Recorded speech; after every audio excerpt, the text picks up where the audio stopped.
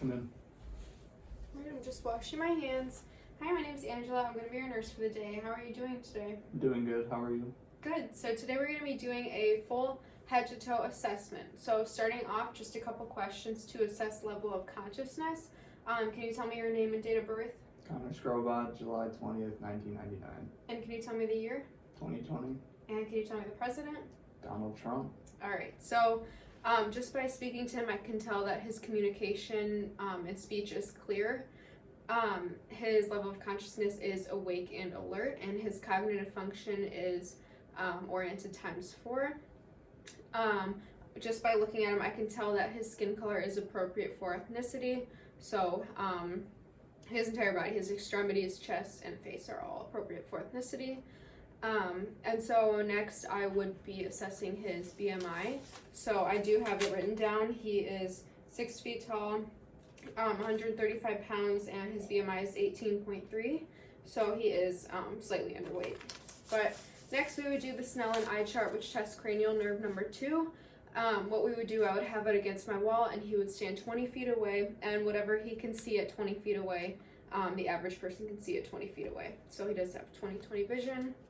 And then next I would take his vital signs. So I would do blood pressure, heart rate, respiratory rate, and temperature. Next we would move on to the head to toe. So starting with his head and face, I can tell that his head is proportionate to his body. So we call that normocephalic. Sorry, I lost my train of thought. His face is symmetrical, so that tests cranial nerve number 7. Can I touch your face? Okay, so we're feeling temporomandibular joint. Can you open your mouth? Okay, so I don't hear any clicking or crepitation at all. All right, and then also sinuses, so maxillary sinuses and frontal sinuses. All right, so next we would move on to his eyes. So just a couple tests for this one. We would do 6 cardinal positions of gaze with accommodation, and then testing his pupillary light reflex, and all of those tests cranial nerves number 3, 4, and 6. So starting with positions of gaze, so just follow my pen with your eyes, okay?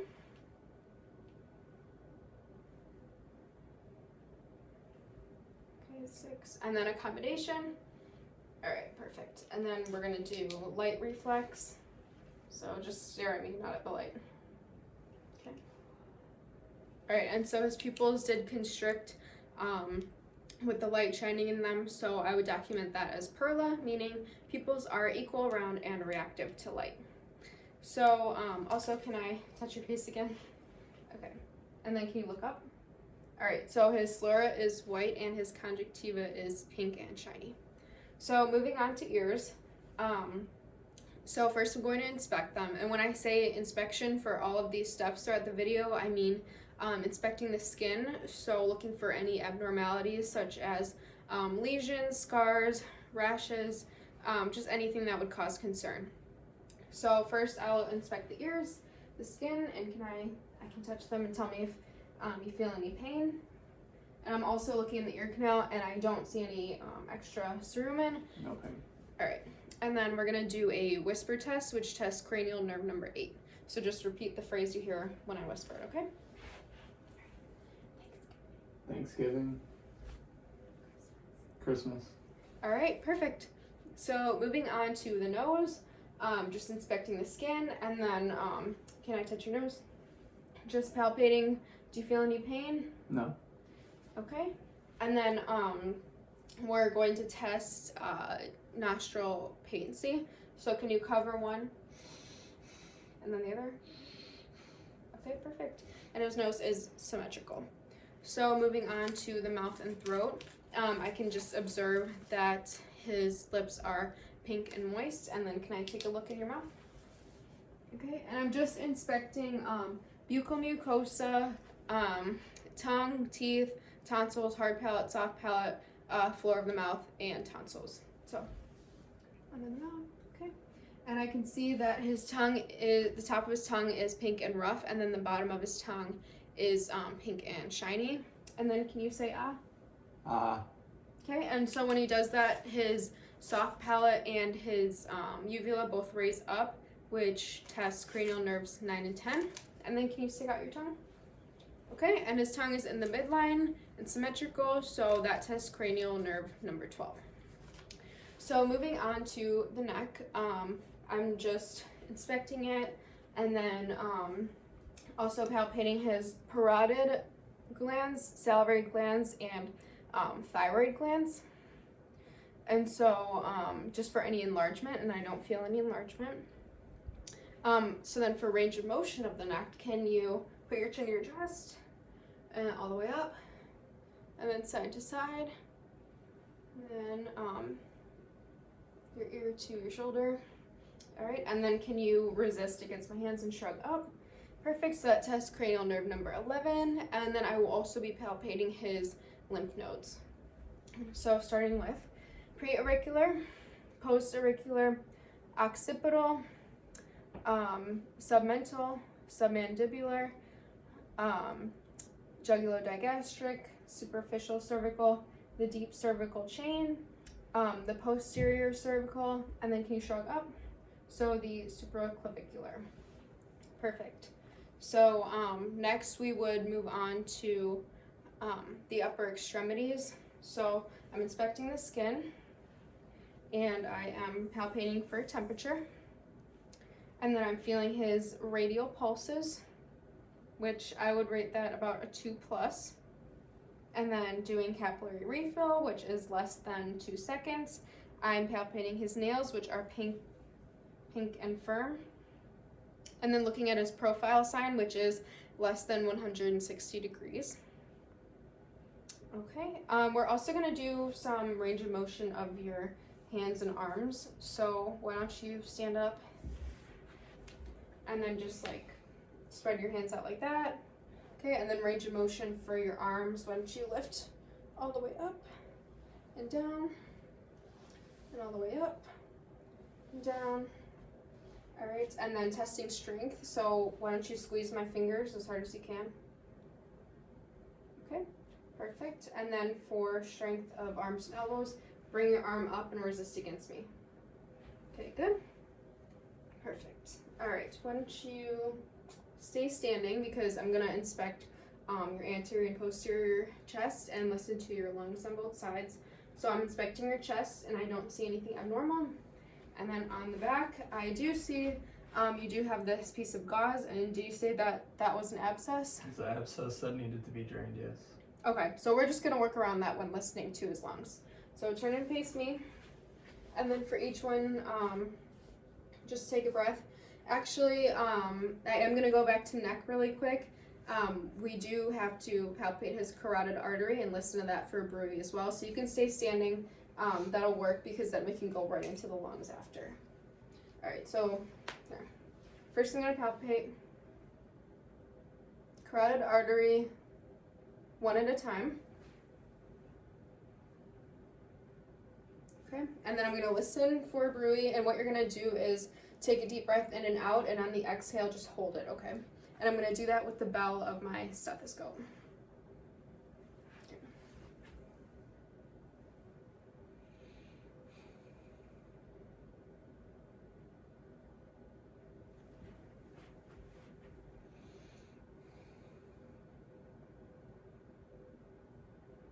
Okay, and I do not hear a bruit. All right, so now we can listen to the lungs. And when I look at his chest, I don't see any like bulging, and I don't see him using any accessory muscles to breathe. So now we're gonna go ahead and listen.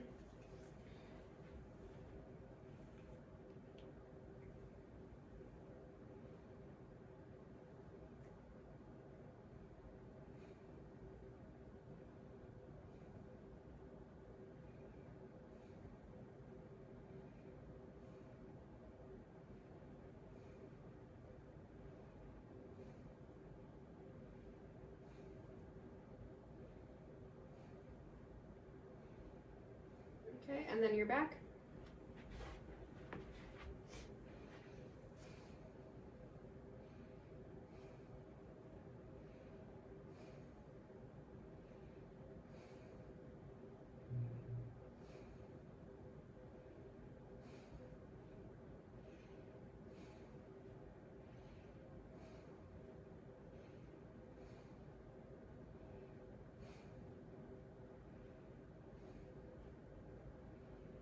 All right, and then under your left arm, there are 2 lobes that we're gonna listen to. And under the right, there are 3 lobes we're going to listen to.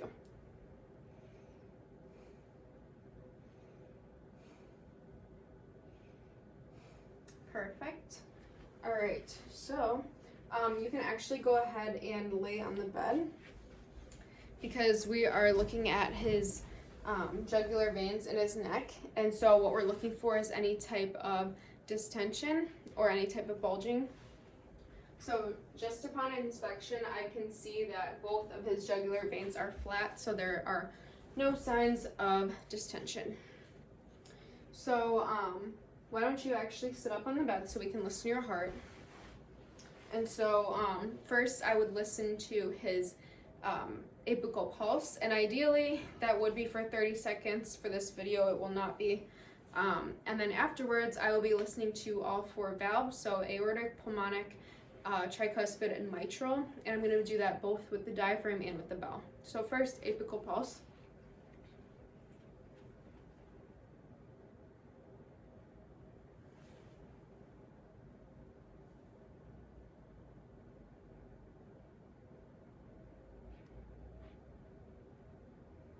Okay, so let's just say his heart rate is 70 beats per minute, and then his rhythm is regular. So moving on to the 4 valves.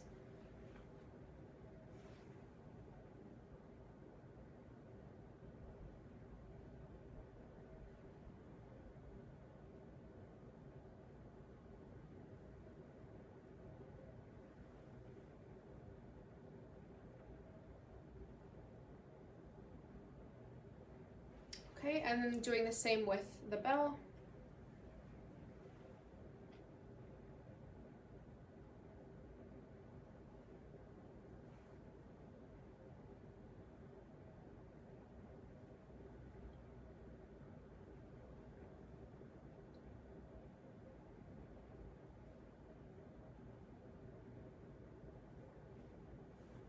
All right, so what I heard from that was I heard sounds S1 and S2.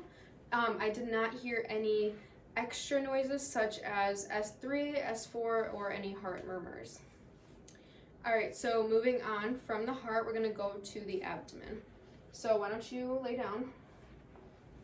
And just upon inspection, I can see, you can adjust if you're not comfortable. I can see that there are no abnormalities on his skin. I'm also looking for symmetry and contour. So when I look at it from the side, I can see that his abdomen is flat. And then when I go to the edge of the bed, I can see that his abdomen is symmetrical. So first I will be listening to it, to his abdomen in all 4 quadrants, listening for vowel sounds.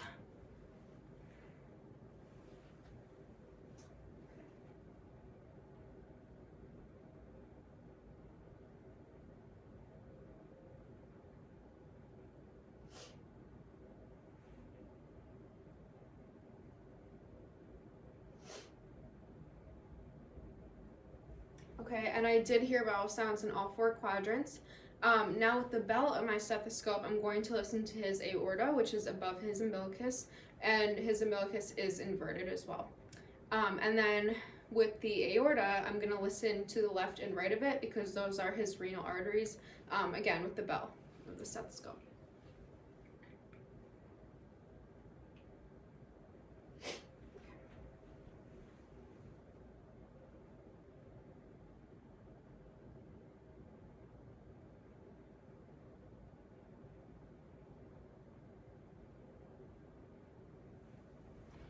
Okay, and I don't hear anything, which is a normal sign. And just once again, from looking at it, the only pulsations or movement I see is respiratory movement. So moving on from the abdomen to his lower extremities, while I have you laying down, I'm inspecting the skin, and I'm also palpating for temperature. Okay, and then I'm also feeling for his pedal pulses, which, let's see.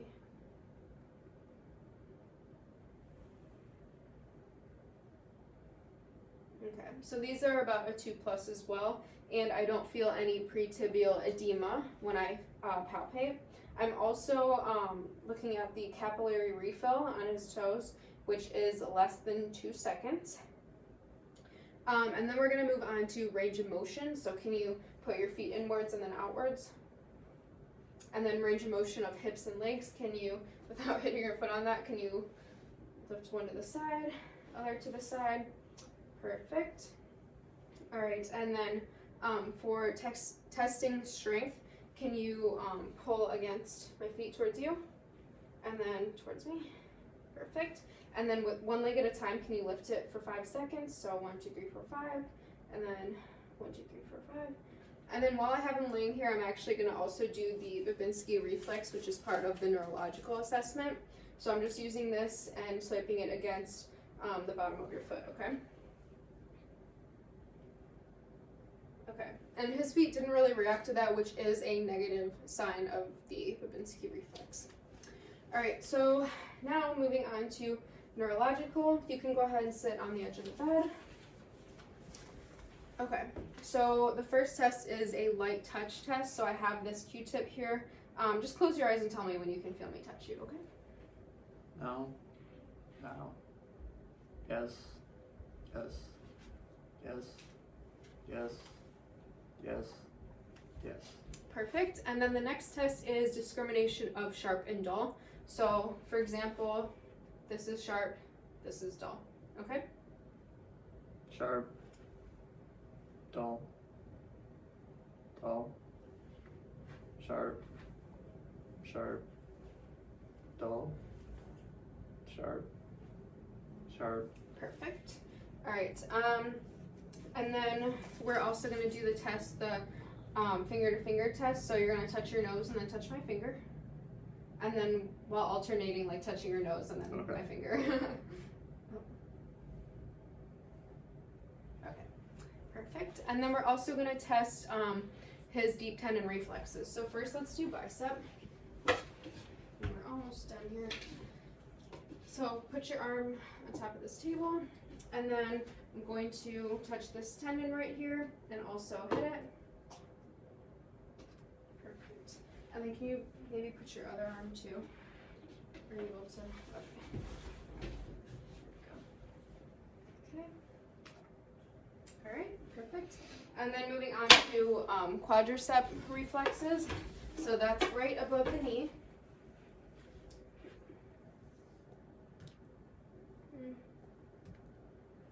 Okay, slight. Okay, so slight reflex. All right, and then are you able to do one heel onto one shin, like while sitting, like brush it down like that? Good. All right, so the next couple tests are standing up.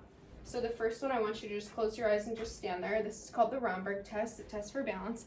And I just put my arms here just in case he were to lose his balance. And this test is ideally for 20 seconds. The next test is just walking normally, a normal gait. So just walk forward and backward. Good. Then can you walk heel toe? Good. Other way.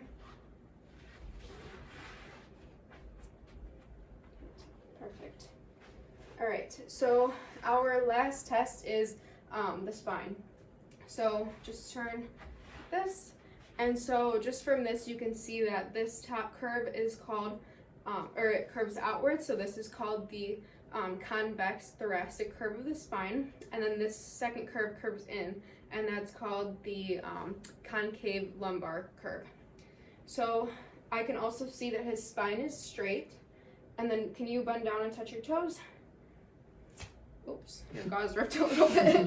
Okay, that's okay. It didn't rip, so you're good. Yeah, So when he does that, his spine is straight as well. And our last test is range of motion. So without moving your hips, can you just like move your spine like that? No, like without moving your hips. Yeah. Perfect. So, all right, that concludes our final head to toe assessment. So thank you very much. You're welcome.